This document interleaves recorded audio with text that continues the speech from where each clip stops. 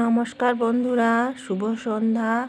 আজ চলে এসেছি চন্দ্রমল্লিকা ফুলের দ্বিতীয় পর্বে ভিডিও নিয়ে। তো তোমরা আগের দিনকে আমার চারতলার ছাদের ভিডিও দেখেছো, আর আজকে নিয়ে এসেছি আমার যে একটা রুম আছে তারপরে পশ্চিম দিকে যে গাছগুলো আছে সেই সমস্ত গাছের ভিডিও নিয়ে চন্দ্রমল্লিকা। তো চলো, আজকে মাঝে একটা ঘর রয়েছে, তারপরে এই দিকে একটা ছোট্ট বারান্দা রয়েছে, এখানকার ভিডিওটা তোমাদের সাথে আজকে শেয়ার করব। তো চলো দেখতে থাকো পুরো ভিডিওটা, আর কেমন লাগছে অবশ্যই জানিও।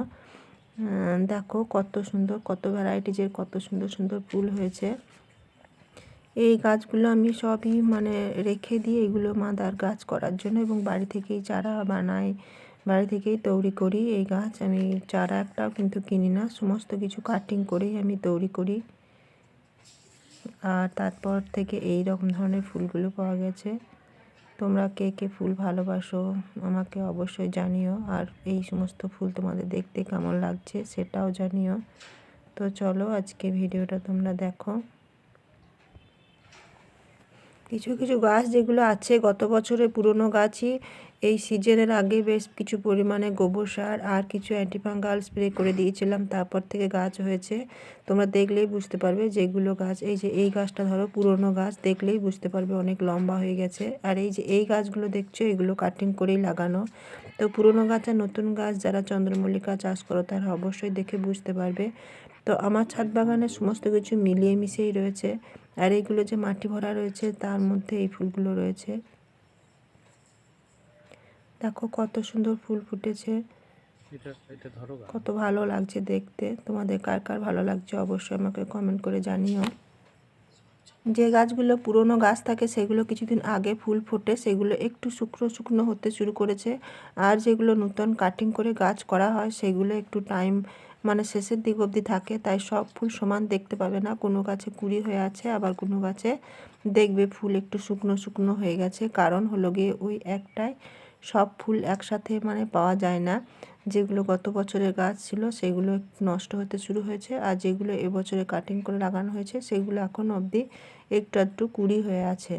তো সমস্ত কিছু মিলিয়ে মিশিয়ে ছাদ বাগানটা সেজে উঠেছে ভীষণ সুন্দরভাবে, মন প্রাণ ভরে যায়। আর ভীষণই ভালো লাগে দেখতে। ফুল তো আমার ভীষণ প্রিয়। তোমাদের কার কার প্রিয় ফুল তো আমাকে অবশ্যই জানিও।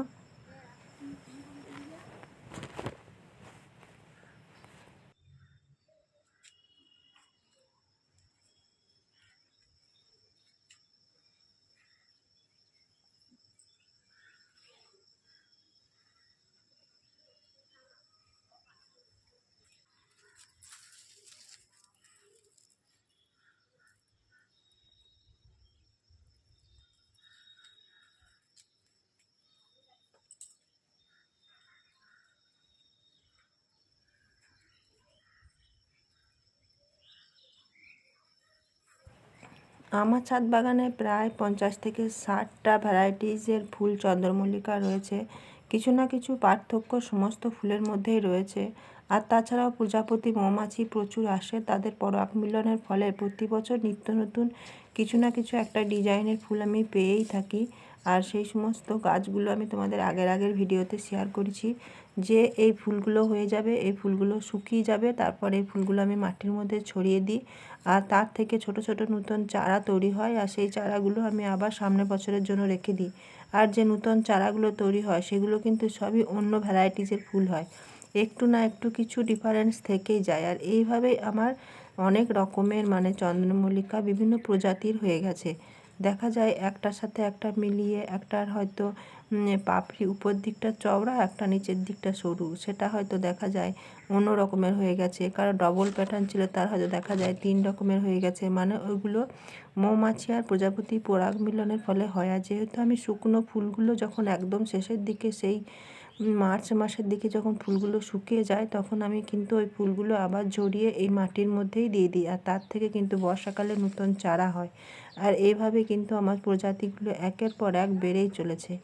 নতুন প্রজাতি আমি কোনোটাই কিনিনি, একটা থাকে আবার তার পরের বছর সেগুলো আবার নতুন করেই হয়। এভাবে আমার চন্দ্রমল্লিকা গাছের প্রজাতিগুলো অনেক অনেক হয়ে গেছে। প্রথমে হয়তো 10 থেকে 12টা প্রজাতি নিয়ে এসেছিলাম, সেখানে এখন 50-60টা প্রজাতি হয়ে গেছে।